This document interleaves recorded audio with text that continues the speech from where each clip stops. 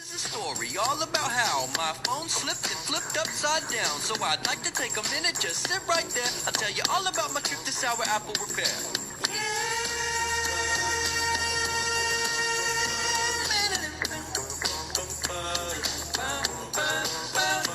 In South College Station, born and raised, on campus is where I spend most of my days. Chilling out, maxing, relaxing, all cool, just dapping up statues outside of the school. Then I went to the chicken, and my food was so good. Dropped my phone, walking to my neighborhood. It was just one little crack, and my mom got scared. She said, "Go get your phone fixed, it's our Apple Repair." I whistled for an Uber, and when it came near, the car was such a mess, and there was vape in the air.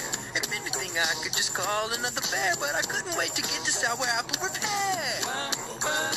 I pulled up to the shop about 4 p.m. Then I yelled to the driver, "Yo, home, smell you later." It was so great that I thought I should share. Best service around, it's our Apple Repair.